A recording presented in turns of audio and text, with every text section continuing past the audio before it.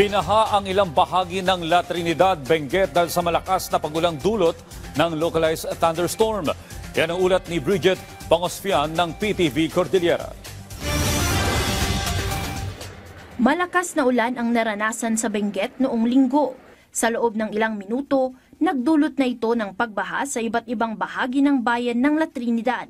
Sa bahaging ito ng Halsema Highway sa Barangay Balili, dali-daling naglagay ng sandbag ang mga empleyado ng motor shop na ito dahil sa mabilis na pagtaas ng tubig baha. Sa Barangay Pico naman, nagmistulang ilog ang residential area na ito dahil sa rumaragasang tubig dulot ng malakas na ulan. Sa kalsada namang ito sa Barangay Poblasyon, abot tuhod ang baha na may mga basurang palutang-lutang. Maging ang pinapasyalang strawberry farm, muling lumubog sa baha ang mga tanim na lettuce at strawberry dahil sa mabilis na pag-apaw ng tubig sa ilog. Paliwanag ng Pag-asa, localized thunderstorm ang nagdulot ng malakas na pag-ulan noong linggo.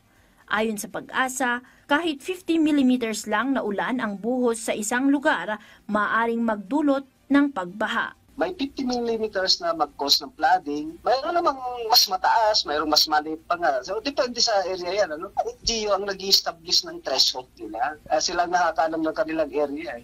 Kung urbanized area siya at may problema ang kanilang waterways, ito pa, may kwan na yun, pwede nang mag-cause yun. Isinisisi ng La Trinidad LGU ang mga bumabarang basura sa mga drainage system, ang pagbaha at contributory lamang ang lakas ng ulan. Drainage Master Plan naman ang plano ng lokal na pamahalaan bilang solusyon sa nararanasang pagbaha tuwing malakas ang ulan. Nagpaalala ang alkalde sa mga residente na maging responsable sa pagtatapon ng basura para maiwasan o mabawasan ang epekto ng pagbaha. Samantala, dahil din sa malakas na ulan, pansamantalang isinara ang Barlig-Natoni National Road na bahagi ng Barangay Lunas, Barlig Mountain Province dahil sa pagguho ng bato. Pinapayuhan din ang mga motoristang dumaan sa mga alternatibong ruta hanggang sa maklear ang kalsada. Totally closed naman ang Jose Mencio Provincial Road sa Pinanchay section sa Poblasyon Atok, Benguet dahil sa pagguho ng lupa. Nagsasagawa na ng clearing operation ang mga otoridad. Bridget Marcasi Pangosfian para sa Pambansang TV sa Bagong Pilipinas.